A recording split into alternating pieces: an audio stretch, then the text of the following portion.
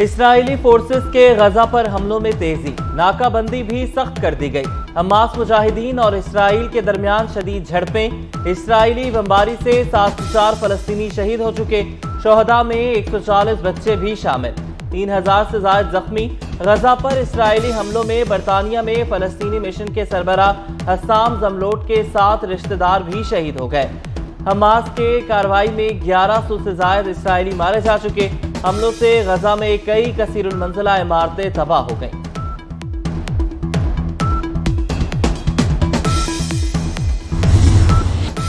فلسطینی مزاحمت پسند تنظیم حماس مذاکرات پر آمادہ۔ حماس کے رہنما موسیٰ ابو مرزوق نے کہا کہ اسرائیل کے ساتھ جنگ بندی کی بات چیت کے لیے تیار ہیں۔ عرب میڈیا سے گفتگو میں جنگ بندی کے سوال پر بولے، حماس ایسی کسی بھی کوشش اور تمام سیاسی مذاکرات کے لیے تیار ہے۔ ادھر ترجمان القسام بریگیڈز ابو عبیدہ نے اسرائیل کو وارننگ دے دی۔ اپنے بیان میں کہا، پرامن فلسطینیوں پر ہر حملے کے بدلے ایک اسرائیلی قیدی کو ہلاک کیا جائے گا۔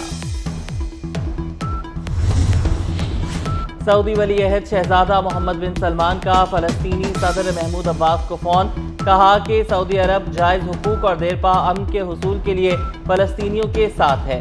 اسرائیل فلسطین تنازع کی توسیع روکنے پر کام کر رہے ہیں۔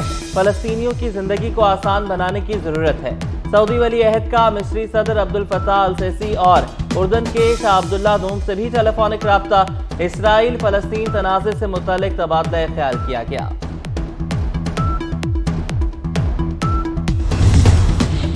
اسرائیل کی درندگی بڑھنے لگی۔ صہیونی فورسز نے غزہ میں اسکولز کو نشانہ بنانا شروع کر دیا۔ اقوام متحدہ کے مطابق اسرائیلی حملوں سے غزہ میں 1,23,000 سے زائد افراد بے گھر ہو چکے۔ 73,000 سے زائد افراد نے اسکولوں میں پناہ لے لی۔ اسرائیلی بے حس فوج نے اسکولوں کو بھی نشانہ بنانا شروع کر دیا۔ فلسطینیوں کے لیے کھانے پینے کی اشیاء اور ایندھن کی سپلائی بند کرنے کے بعد بجلی بھی کاٹ دی گئی۔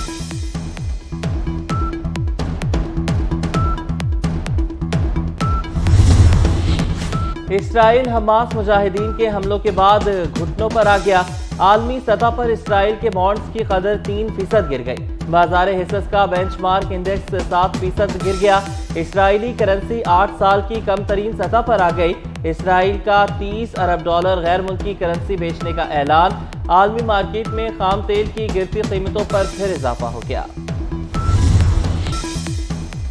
صداقت عباسی کا پی ٹی آئی چھوڑنے کا اعلان، سیاست سے بھی کنارہ کشی اختیار کر لی۔ صداقت عباسی 2018 میں سابق وزیر اعظم شاہد خاقان عباسی کو شکست دے کر رکن قومی اسمبلی منتخب ہوئے تھے۔ وہ پی ٹی آئی شمالی پنجاب کے صدر تھے۔ سپریم کورٹ میں پریکٹس اینڈ پروسیجر ایکٹ پر سماعت، چیف جسٹس کی سربراہی میں فل کورٹ سماعت کر رہا ہے۔ سماعت براہ راست نشر کی جا رہی ہے۔ ایم کیو ایم کے وکیل فیصل صدیقی ایڈوکیٹ کے دلائل جاری۔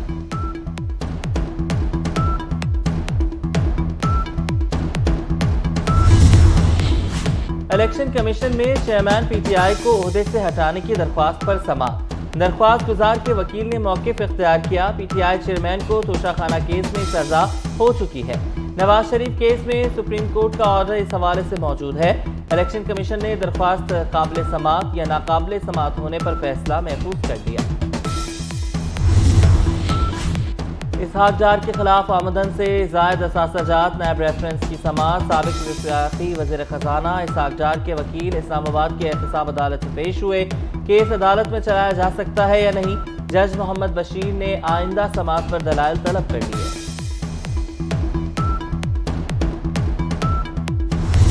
ٹی ٹی پی سے منسلک افغان دہشت گردوں کے اعترافی بیانات سامنے آ گئے۔ گرفتار کیے جانے والے ٹی ٹی پی دہشت گردوں نے اقبال جرم کر لیا۔ افغان صوبے خوست کے رہائشی دہشت گرد سیف اللہ نے افغان سرحد پار کر کے پاکستان میں داخل ہونے کا اعتراف کیا۔ کہا، افغان دہشت گرد شاہ محمود نے کرک گیس پلانٹ پر حملہ کیا جس میں 4 شہری شہید ہوئے۔ دہشت گرد گل احمد افغان صوبے قندھار کا رہائشی نکلا۔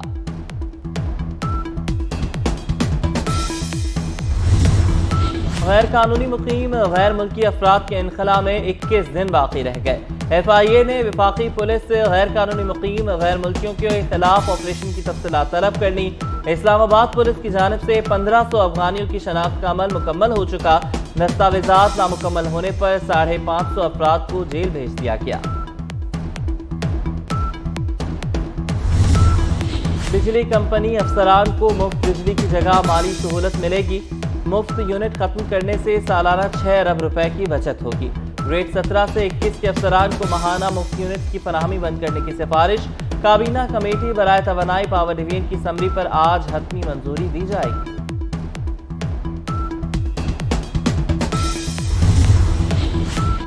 पंजाब में अस्पतालों की लैब्स का मयार बेहतर बनाने का मिशन। वज़ीर आला पंजाब मोहसिन नकवी हेल्थ टीम के हमरा लाहौर में चुगताई लैब पहुंच गए। वज़ीर आला ने चुगताई लैब का तफसीली दौरा किया, मुख्तलिफ शोबे देखे, लैब में फराहम करदा खदमात का जायजा लिया। ईस्वी कैलेंडर के मुताबिक आज यौम आशूर है। सानह करबला का दिलखराश वाक़या 10 अक्टूबर 680 ईस्वी और कमरी कैलेंडर के मुताबिक 10 मुहर्रमुल हराम 61 हिजरी को पेश आया। करबला के तपते सहरा में नवासे रसूल सल्लल्लाहु अलैहि वसल्लम हज़रत इमाम हुसैन अलैहिस्सलाम अपने रफ़क़ा के हमरा इस्लाम की बका और सरबलंदी के लिए शहादत से सरफराज हुए। अफगानिस्तान के सूबे हेरात में हौलनाक ज़लज़ला, हलाकतों की तादाद 3000 के करीब पहुँच गई। 9000 से ज़ायद ज़ख्मी, अस्पतालों में ज़ेरे इलाज। रेस्क्यू एहलकारों की जानिब से मलबे से मज़ीद लोगों को निकालने के लिए सर्च एंड रेस्क्यू ऑपरेशन जारी।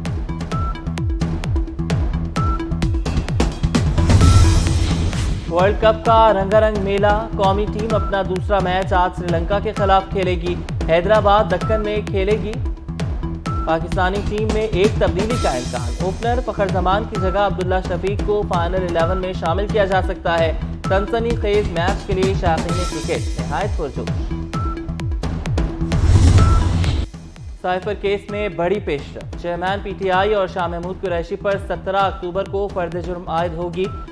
जज का जेल में चेयरमैन पीटीआई के सेल को तोसी करने के लिए दीवारें तोड़ने का हुक्म। चेयरमैन पीटीआई ने सेल के तंग होने की शिकायत की थी।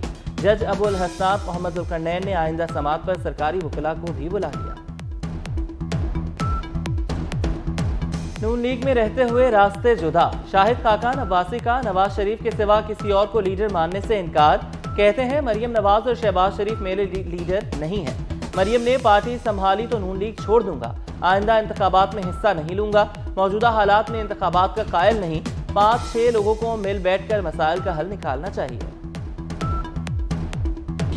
वर्ल्ड कप में न्यूजीलैंड की फतुहात का सिलसिला जारी। नीदरलैंड को 99 रन से पिछाड़ दिया। कीवीज ने मुकर्ररा 50 ओवर्स में 7 विकेटों पर 322 रन बनाए। हदफ के ताक़ुब में नीदरलैंड्स की पूरी टीम 223 रन पर पवेलियन लौट गई।